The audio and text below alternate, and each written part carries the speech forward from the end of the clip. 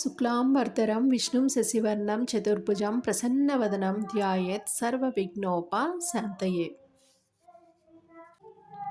శ్రీ గురు చరిత్ర అధ్యాయము 8. శ్రీ గణేశాయ నమః. శ్రీ సరస్వత్యై నమః. శ్రీ గురుభ్యో నమః.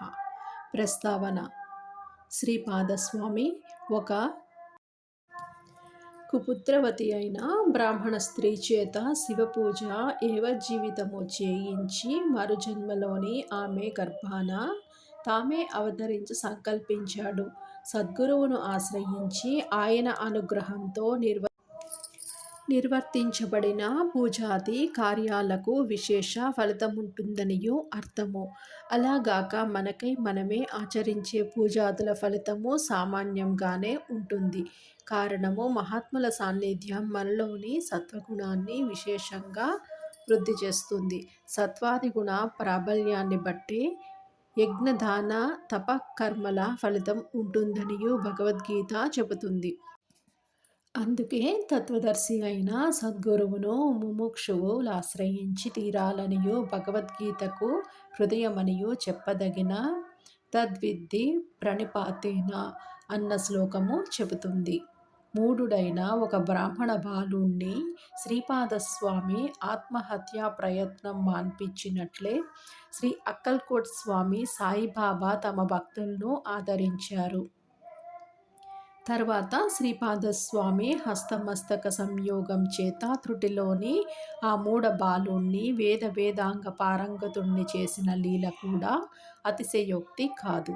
దత్తాత్రేయ స్వరూపులైన శ్రీ స్వామి సమర్థుల జీవిత చరిత్ర 1856-1876లోని అట్టి లీలలు ఉండడము గమనార్హము. శ్రీపాదస్వామి చేసిన ఇట్టి అద్భుత లీలలను 8, 9, 10 అధ్యాయాలలోనే చూడవచ్చు. కథారంభము. నామధారకుడు స్వామి శ్రీపాద శ్రీవల్లభులు గోకర్ణ క్షేత్రంలోని ఎంతకాలం ఉన్నారు? అసలు భగవదవతారమైన ఆయనకు పుణ్యక్షేత్ర సందర్శనము చేయవలసిన పని ఏమి? నాకీ సందేహ నివృత్తి చేసి అటుపై శ్రీపాదస్వామి చరిత్ర తెల్పండి అని కోరాడు. సిద్ధయోగి ఇలా చెప్పారు. శ్రీపాదస్వామి గోకర్ణ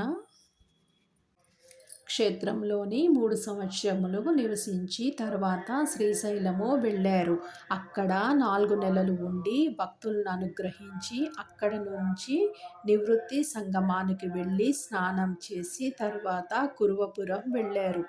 అక్కడ కృష్ణవేణి అనే 2 నదులు కలవడము వలన అది ఎంతో పవిత్రమైనది. దానికి తోడు భగవంతుడైన శ్రీపాదస్వామి అక్కడ స్థిర నివాసము చేయడం వలన ఆ క్షేత్రము లోకవిఖ్యాతమయ్యింది. ఇప్పుడు దానిని కురుగుడ్డి అంటారు. అక్కడ శ్రీపాదస్వామిని శ్రద్ధాభక్తులతోని కొలిస్తే సర్వకామ్యాలు సంప్రాప్తమవుతాయి. అక్కడ శ్రీపాదస్వామి అదృశ్యులై మరొక అవతారము ధరించారు. అయినా ఇప్పటికిని ఆ కురుపురంలోని ఆయన గుప్త రూపంలోని స్థిరంగా ఉన్నారు. శ్రీపాదవల్లభులు సాక్షాత్తు భగవంతుడే. వారి పాదాలలోని సర్వతీర్థాలు ఉంటాయి. అయినప్పటికీ పుణ్యక్షేత్రాలన్నింటినీ పావనం చేయడానికి ఆయా క్షేత్రాలలోని ముముక్షువులను ఉద్ధరించడానికి కూడా ఆయన దేశాటనము చేశారు. పుణ్యక్షేత్రాలు పుణ్యనదులు తమను సేవించిన భక్తుల పాపాలు చిరకాలము కడిగివేయడం వలన చివరకు అవే మలినమవుతాయి. అప్పుడు శ్రీపాదుల వంటి మహాత్ముల పాదస్పర్శ వలన తిరిగి పవిత్రమవ్వాలనియు అవి తప్పించిపోతుంటాయి. ఈ విధముగా శాస్త్రాలు చెప్పాయి కూడా. ఇక శ్రీపాదుల వృత్తాంతం వివరిస్తాను, శ్రద్ధగా విను. కురుపురంలోని వేదుడైన ఒక సద్బ్రాహ్మణుని భార్య అంబిక మహాపతివ్రత. కానీ పూర్వకర్మ వలన ఆమెకెందరో పిల్లలు పుట్టి కూడా కొద్ది కాలంలోనే చనిపోతూ ఉండేవారు. ఆమె ఎన్నో దానాలు వ్రతాలు చేసింది. ఎన్నో తీర్థయాత్రలు దర్శించింది. కొంతకాలానికి ఆమెకొక కొడుకు పుట్టాడు. కానీ దురదృష్టవశాత్తు ఆ పిల్లవాడు స్తబ్దుడు, బుద్ధిహీనుడు, జడుడు అయ్యాడు. అయినప్పటికీ లేక కలిగిన అతనిని తల్లిదండ్రులు ఎంతో గారాబంగా పెంచుతున్నారు. 8వ సంవత్సరం రాగానే తండ్రి అతనికి ఉపనయనం చేసి వేదాధ్యయనము చేయించాలనియూ చూచాడు. కానీ ఆ మందమతి ఎంతకాలానికి ఒక్క వేద మంత్రమైనా సరిగా నేర్చుకోలేకపోయాడు. ఆ మంత్రానుష్ఠానం ద్వారానైనా అతనిని బుద్ధిమంతునిగా చేయాలనియూ తండ్రి అతనిని కొడుతూ ఉండేవాడు. అది చూడలేక అంబిక అడ్డు వచ్చి, వీడు లేకలేక కలిగిన పిల్లవాడు, మందమతి అయిన వీనిని దండిస్తే మటుకు ఏమి లాభము? వీనికి విద్య రాకున్నా సరే మీరు వాణ్ణి కొట్టవద్దు. బ్రతికినంత కాలము వీనిని ఇకనైనా సుఖంగా బ్రతకనివ్వండి. ఇక మీదట మీరు వానిని శిక్షిస్తే నేను మీ ఎదుటే బావిలో దూకి మరణిస్తాను అన్నది. ఆ బ్రాహ్మణుడు కూడా ఆలోచించి ఆ పిల్లవాడు అజాగళస్తనము వలె వ్యర్థుడనియు తలచి నిరాశ చెంది ఊరుకున్నాడు. కొంతకాలానికి ఆ బ్రాహ్మణుడు ఆ దిగులుతోనే మరణించాడు. దిక్కులేక అతని భార్య అంబిక తన కొడుకుతో కూడా బిచ్చమెత్తుకొని బ్రతుకుతూ ఉండేది. ఆ బాలుణ్ణి చూచి గ్రామస్తులు, ఓరి పండితపుత్ర, నీ బ్రతుకు వ్యర్థము. నీవు నీ కులానికే మచ్చ తెచ్చావు. నీ తల్లి బిచ్చమెత్తుకొస్తే కూర్చుని తింటున్నావు, సిగ్గులేదా?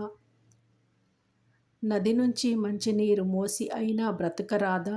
నీ వలన నీ పితృదేవతలకు కూడా అధోగతి కలుగుతుంది. నీ బ్రతుకుకేమి ప్రయోజనము? పవిత్రమైన భిక్షావృత్తి నీ వంటి అసమర్థుడికి తగదు. ఇలా బ్రతికే కంటే ఈ కృష్ణానదిలోని దూకి చావరాదా అని పరిహసించేవారు.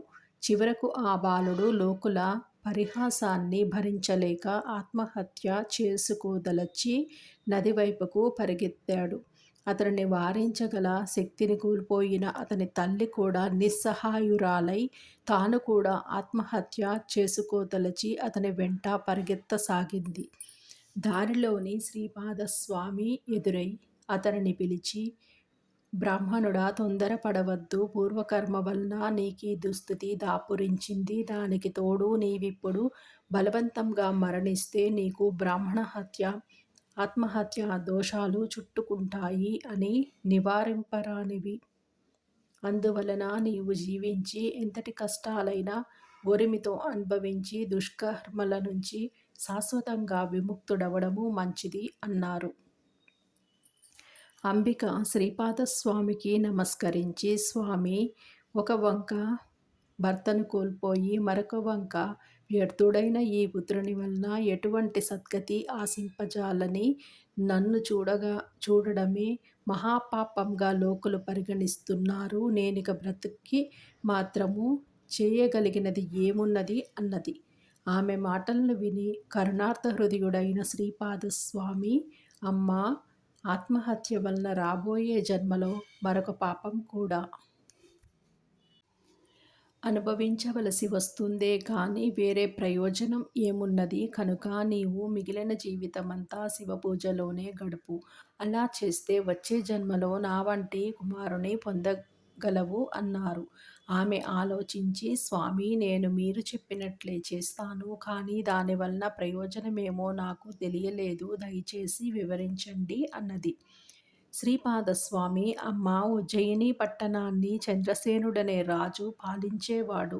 అతని మిత్రుడు మణిభద్రుడనేవాడు శివుని వరప్రభావం వలన చింతామణిని పొందాడు. ఆ మణి యొక్క విలువ లెక్కకు మీరినదనియూ తెలుసుకుని దానినెలాగైనా చేజిక్కించుకోవాలనియూ కొందరు రాజులు చతురంగ బలములతోని యుద్ధానికి తరలివచ్చారు. ఆ సమయంలోని మణిభద్రుడు, చంద్రసేన మహారాజు ఇద్దరునూ ఏకాగ్ర మనస్కులై ప్రదోషకాలంలోని శివపూజ చేయసాగారు.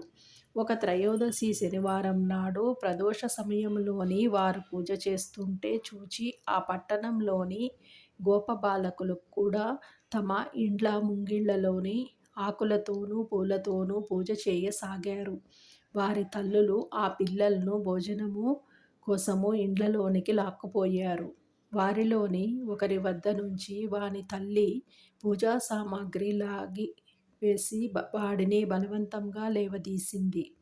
అప్పుడా బాలుడు తన శివపూజకు విఘ్నం కలిగినందుకు చాలా దుఃఖపడి ఆ దోష పరిహారానికి మరణించడానికి సంసిద్ధుడయ్యాడు. అప్పుడు విశ్వసాక్షి అయిన పరమేశ్వరుడు అతనికి ప్రత్యక్షమై వరం కోరుకోమని అన్నాడు. ఆ బాలుడు ఆ దివ్యమూర్తికి ప్రణామం చేసి తన తప్పును మన్నించమనియు ప్రార్థించాడు. శివుడు వత్స, భక్తి చేత నీవు నా సాయుధ్యం పొందగలవు. నీ తల్లి తెలియక అపరాధం చేసింది. అయినా నీ అర్చనా విధానము చూచింది కనుక మరుజన్మలోని విష్ణు జనని అవుతుంది అని వరమిచ్చి అంతర్ధానమయ్యాడు. అక్కడున్న లింగము దివ్య తేజస్సుతోనే వెలిగిపోతున్నది. యుద్ధానికి వచ్చిన రాజులంతా ఇది చూచి సూర్యుడు రాత్రిపూట కూడా ప్రకాశిస్తున్నాడనియు తలచారు. అంతటి భక్తి శ్రద్ధలు ప్రజలలోనే కలిగించిన పుణ్యాత్ముడైన చంద్రసేనుడికి మేలు చేయదలచి అంతటి మహానుభావునితోని యుద్ధం చేయాలనుకోవడము బుద్ధి తక్కువనియు పశ్చాత్తాపం చెంది వారంతా సగౌరవంగా చంద్రసేన మణిభద్రులను దర్శించడానికి వచ్చారు.